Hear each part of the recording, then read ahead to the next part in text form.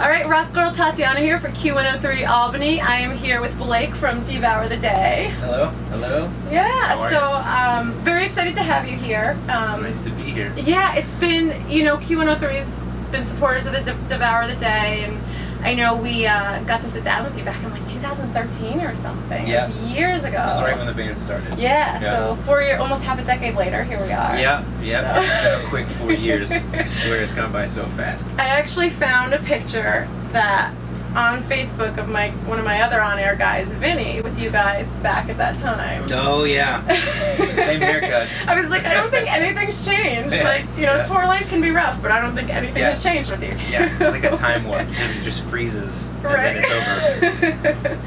So, it's really exciting to have you back. First day of this stretch of the Unleashed tour with Skillet and Sick Puppies.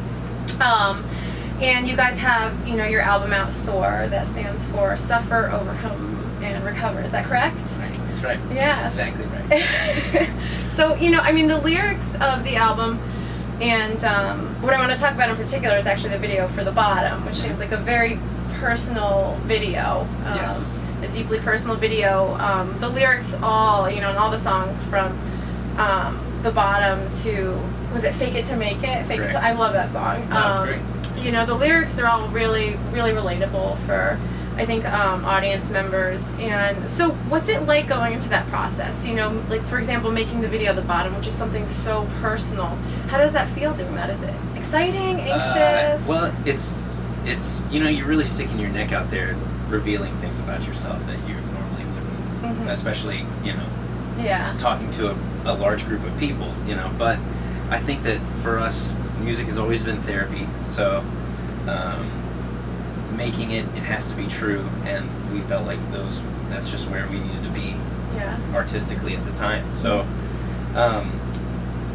we live a creative lifestyle, and a lot of people live that lifestyle, but it's definitely very, you have to be pretty courageous and really put yourself out there if you want to do something true, especially when you're writing, a series of words together. Putting, we realized when we were making the video that that when you have like a visual art along with auditory art, you blend those two together, you can actually really get, you can really speak to somebody. Yeah, absolutely. So when we were putting the video together, we just went for it. We were thinking, let's just put it all out there and invoke that reaction, and get people to think.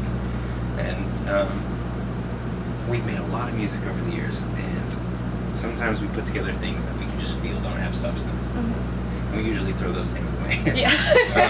In a good way, because creating large groups of art, like a record, you have songs that just come up and they're good. They help you get somewhere else. They're not bad songs. They're just songs that you just wouldn't put on the record. Kind of like a warm up to a goal or accomplishment. Yeah. So, parent never says they have any bad children. They might. They shouldn't. So I wouldn't say that those songs are bad. They just, they are what they are. So. But it means to an end. Right. Yeah. Exactly. So. Doing that and realizing, what kind of art you want to create in the process is just, we prefer our songs to help people that have substance, and that's what we try to go for every time. And sometimes it gets in our way, because it's like we have a set of rules, like, okay, this song has to mean something deep, and sometimes it gets in the way of our creative process. But I think, kind of set those expectations. Right. So we're growing as musicians and as co-writers. Joey and I have been writing songs together for a long time. Have you had any fan reaction? Have people reached out to you from about The Bottom, or we get fan mail through Facebook a lot. Okay. That's a couple emails, a handful of emails, usually involving somebody that's sick or is going through something really, really difficult, to be in the hospital or rehab or things like that, and I think that's how you know that it's working. Yeah. And somebody's actually trying to make a physical connection, and put us in contact with somebody who's going through something. And that's got to be so powerful, that feeling. That feels great. So gratifying. Yeah. Well, I think that mainly because we're doing what we feel like we're supposed to be doing. You know, absolutely. and the knowing that that the music is helping people is very important to us, because that's the conversation I have with my mom when I get home. It's like, is your music doing what it's supposed to be doing? You know. Oh, that's amazing. I'm like, Mom, the song's #1 on Octane. She's like, great. Is it helping people? Yes, it is, Mom. That's a parent. So, you know, with this new album, the second album, you worked with producer, is it Dan Cornett, who's worked with Paramore, Lamb of God, and you guys are very involved in your music. It seems like very hands-on with the process. So how was it working with Dan?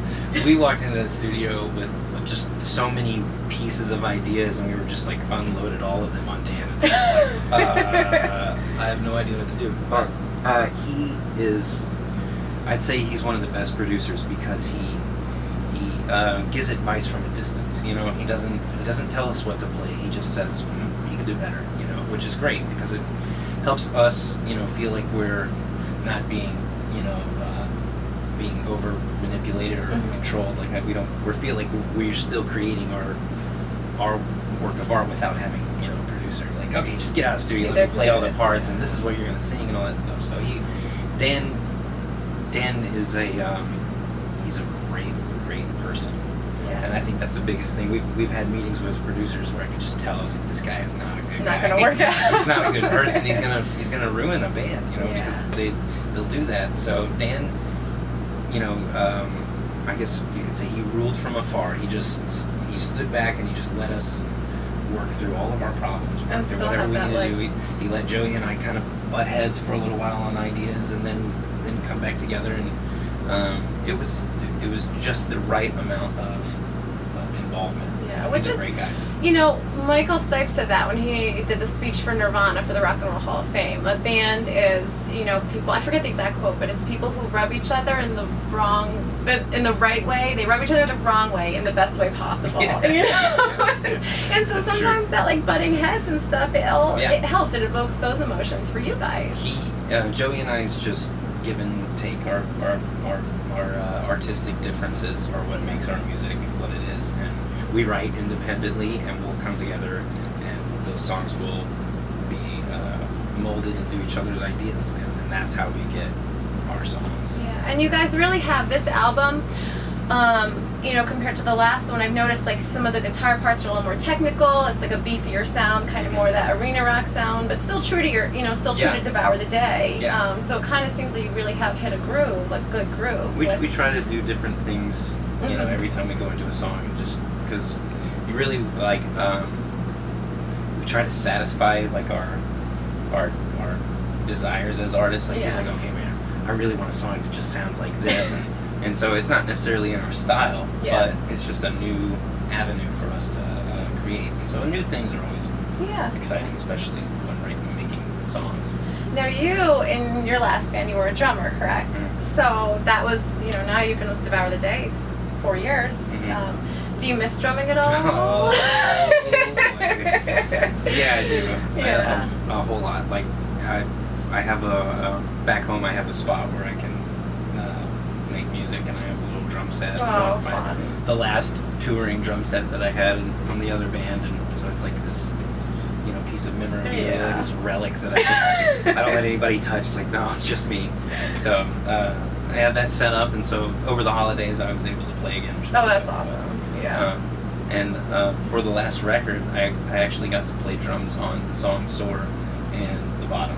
Oh, I didn't realize so that. That was very that cool. was so much fun, especially working with Dan, who's just, you know, again, he's just like the perfect producer. I know it's going to sound great, and he let me, you know, kind of dust off the old gears and get, you know, it took me a second. I was like, I'm sorry, Dan, I promise I've played drums before, but, you know, we got it done. It's kind of like the Dave Grohl, like going from drumming to like a new band with like vocals and guitar, and you're killing it. You're doing great. Thank you. You really sound great. So, fun question. If you had, I always end on a fun question. If you had access to the DeLorean and could go back in time and interview any musician or talk to any musician, dead or alive, who would it be? Dead or alive. And I can go into the future, right? Anywhere you want. I think I would go to my future self and just try to get, like, I know that the doc says you're not supposed to run into yourself because it can create a space-time continuum influx or something weird like butterfly that. effect there. Yeah, right. But I think if I ran into old man Blake, I'd be like, what should I do? Tell me what I should do. So I think that's my answer. All right, that's a good one. And before we end, any last statements for the Q103 viewers? Anything we should look out for, be excited about? Well, the song "The Bottom," requested, vote for it. Go check out our YouTube channel, and you'll see the video for it on there. That's produced and directed by Joey and myself. And website, our Instagram is loaded with a bunch of cool stuff, really great photos from tour. And Joey puts together these great, like, 3-picture scapes that have very cool. quote that's with it. It's really cool. That's awesome. Yeah. And we love to hear what you have to say on Twitter, as always, and messages on Facebook if you have any questions, and we'll get back to you as soon as possible. Perfect. So Rock Girl Tatiana here with Blake from Devour the Day for Q103.